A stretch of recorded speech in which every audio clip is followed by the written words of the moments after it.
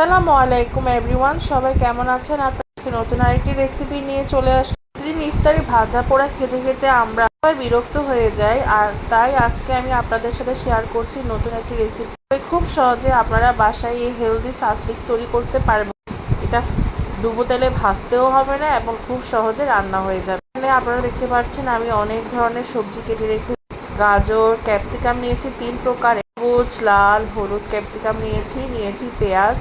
এগুলো সুন্দর মতো আমি এভাবে সাইজ করে কেটে নিয়েছি। কাটার কারণ যাতে আমার সাসলিগুলো দেখতে সুন্দর হয়। যাই হোক, এখানে আমি ব্রয়লার মুরগি ছোট করে কিউব করে কেটে নিয়েছি। সাথে এখানে দিচ্ছি আদা বাটা 2 চামচ, দিচ্ছি রসুন বাটা 2 চামচ, দিচ্ছি স্বাদ মতো মরিচের গুঁড়া, এরপর দিচ্ছি স্বাদ মতো গরম মশলার গুঁড়া।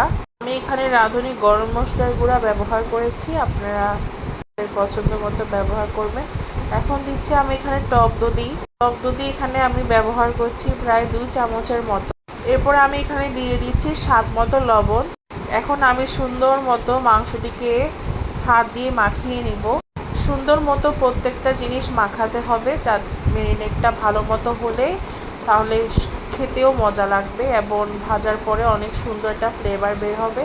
তাই আমি সুন্দর মতো হাত দিয়ে পুরো জিনিসটিকে মাখিয়ে নিচ্ছি, ম্যারিনেট করে নিচ্ছি। সুন্দর মতো ম্যারিনেট করার পরে আমি এটিকে প্রায় 2 থেকে 3 ঘন্টার জন্য বাহিরে রেখে দিব, যাতে সুন্দর মতো মশলাগুলো মাংসের মধ্যে ঢুকে থাকে। আমি এখানে যে সাসলিক কাঠি নিয়েছি, এগুলো আপনারা বাজারে পেয়ে যাবেন কাঠিগুলা। এখন আমার সেই কেটে রাখা সবজিগুলো দিয়ে আমি কাঠিটিকে সুন্দর মতো তৈরি করব। আমি যেভাবে তৈরি করছি আপনারা এভাবে তৈরি করতে পারেন। আর এখানে আসলে বাধ্যতামূলক কোনো কিছু নেই, আপনাদের যার যেরকম পছন্দ ওইভাবেই তৈরি করবে। এদিকে আমার 2 ঘন্টা ধরে রেখে দেওয়া সে মাংসের ম্যারিনেটটিও বের করে নিয়েছি, সুন্দর মতো এখানে মশলাটিও ঢুকে। আপনারা এখানে আপনাদের পছন্দ মতো সবজি ব্যবহার করতে পারেন। আমি এখানে এগুলো ইউজ করে দেখাচ্ছি। তো এখানে আমি একটা সুন্দর মতো প্রথমে একটা গাজর দিয়েছি, এরপরে আমি সেই ম্যারিনেট করা এক পিস মাংসগুলো অবশ্যই আপনারা ছোট করে কিউব করে নেবেন, যাতে কাঠিতে আটে। বেশি বড় হলে কাঠির মধ্যে ঢুকাতে সমস্যা হবে। এরপর আমি এখানে একটা পেঁয়াজ দিচ্ছি, সুন্দর মতো ঢুকিয়ে নিব। এটা একটু সাবধানে কাজ করতে হবে। এরপরে আমি একটা সবুজ ক্যাপসিকাম দিলাম, এরপর দিচ্ছি একটা হলুদ ক্যাপসিকাম। আপনারা আসলে আপনাদের পছন্দ মতো কোনো সময় আপনারা চাইলে আগে ক্যাপসিকাম না দিয়ে গাজর দিতে পারেন, এটা আপনাদের যার যেটা পছন্দ। আর আমি একটা সাসলিকে মূলত 2টি চিকেনের পিস রাখার চেষ্টা করি, এর থেকে বেশি দিই না আমি, যেহেতু এটা হেলদি একটা রেসিপি এখানে, তাই বেশি পরিমাণে সবজিটা আমি রাখার চেষ্টা করি। তো এখানে আমি আরও এক পিস মুরগির যে ম্যারিনেটের মাংসটি দেওয়ার পরে এখন আমি আরেকটি পেঁয়াজ দিয়ে দিচ্ছি। আমি এখানে আমার নিজের পছন্দ মতোই তৈরি করছি, আপনারা আপনাদের মতো তৈরি করবেন। এই যে আমি তৈরি করে ফেললাম একটা সাসলিকের কাঠি।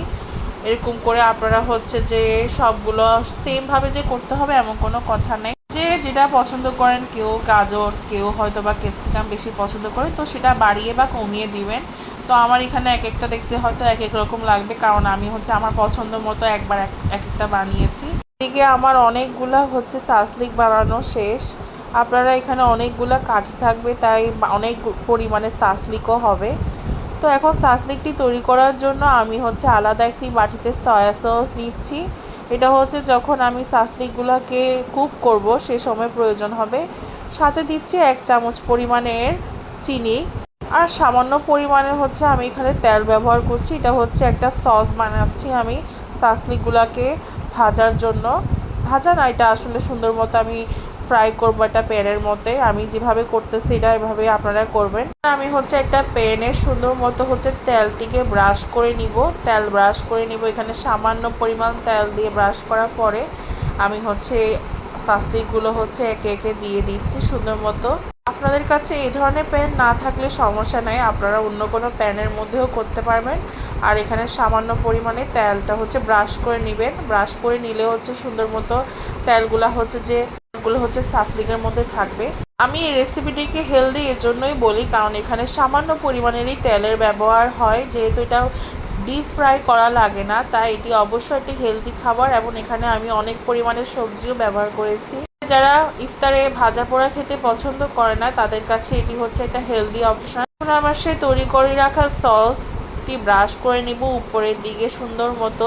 এটি দিলে কি হবে যে আপনার ফ্লেভারটা হচ্ছে সুন্দর মতো সাসলিকের মধ্যে হচ্ছে ঢুকবে। সসগুলো দেওয়ার মাধ্যমে হচ্ছে সুন্দর মতো হচ্ছে সাসলিকগুলো ফ্রাই হবে আস্তে আস্তে করে।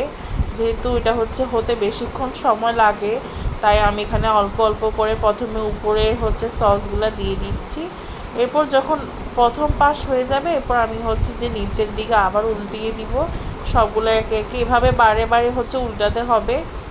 এটা হচ্ছে সাসলিকগুলো হতে একটু সময় বেশি লাগে। আপনারা হচ্ছে মিডিয়াম আঁচে রেখে অবশ্যই সাসলিকগুলোকে রান্না করবেন, বা যেটাকে কুক করা বলে আর কি।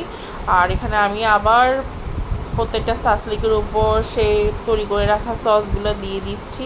এভাবে সসগুলো হচ্ছে ব্রাশ দিয়ে দিলে আপনার হচ্ছে সুন্দর মতো হয়ে যায়। তো এরকম যখন লাল হয়ে আসবে, মানে হচ্ছে এরকম পোড়া পোড়া ভাব যখন চলে আসবে, তখন ভাববেন যে সাসলিকটা হয়ে এসেছে। এখন আমি হচ্ছে সুন্দর মতো হচ্ছে প্লেটের মধ্যে নিয়ে নিচ্ছি। এই তো খুব সহজে আপনারা দেখতে পেলেন আমি হচ্ছে বাসায় এই হেলদি রেসিপিটি তৈরি করে ফেললাম। আপনারা অবশ্যই ট্রাই করবেন এবং জানাবেন কার কোনটি ভালো লাগে। আর আমার ইফতারিতে সবসময় আমি ভাজা পোড়ার পাশাপাশি হেলদি একটি সাসলিক রাখার চেষ্টা করি। আর আমার বাসার সবাই